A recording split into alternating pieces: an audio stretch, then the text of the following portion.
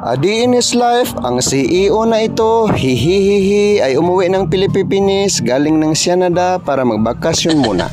Kinaumagahan habang nasa Pilipinas ay pumunta siya ng Amerika para tingnan ang mga alagang hayop ng kanyang kapatid at mga tanim na palay at tubo at para na rin magpahangin-hangin dahil presko ang hangin dito sa Amerika. Makikita rito ang napakaraming alagang tukturook na pwede ng pakalduhan para bata gwapo.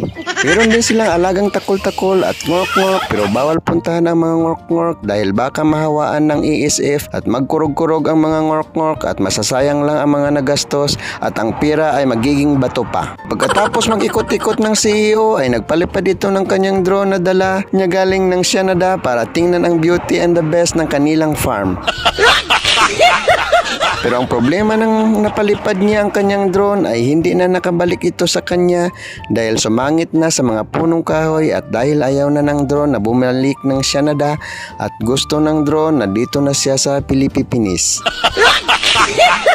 Hinanap ng CEO ang kanyang drone kasama ang kaibigan ng CEO at pinamalha sila kapangita. Mabuti na lang may taong nakadaan mahigit 1 kilometro ang layo at narinig niya sa ibabaw ng kahoy na may humuhuni na tweet tweet tweet at yun pala ay drone ng CEO. Akala ng CEO na hindi na niya makita ang kanyang drone at hayaan na lang ang drone na iyon at bibili na lang ulit ng bago pagbalik niya ng Canada. Pero laking tuwa at saya ng CEO nang matagpuan ng lalaki ang kanyang bagong drone na binili pa ng kanyang asawa sa Canada. Sa wakas, ang hirap at lungkot ay napalitan ng saya dahil maibalik ulit sa Canada ang drone ng CEO na muntik nang nagtago at magpaiwan sa Pilipinas. Ikot na yung kanyang tsinelas, hinahanap niya. Andiyan na siya. Yan yung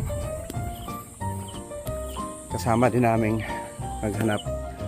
Kaso malaki ang tiyan. Hindi ka,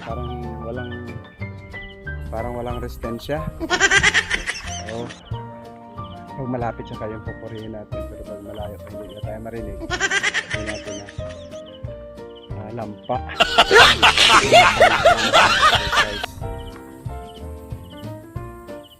Ngayon, andito na malapit niya siya. Sobrang galing nito kasi tinatalon lang niya yung mga pilapel doon sa may kanina ng palay. Ako, sobrang galing. Kawit namin yung mga palayan doon. Ito na. Ito na. Buti lang may pupunta sa... Ayan guys. Nakita namin yung drone. Ito. At last nakita namin. Sana hopeless na ako. Sabi ko, ano bang gagawin ko? Pabayaan ko na lang yun. So this is almost $600. Wow. Mga 20,000 plus din. Wow. So sayang. So yun.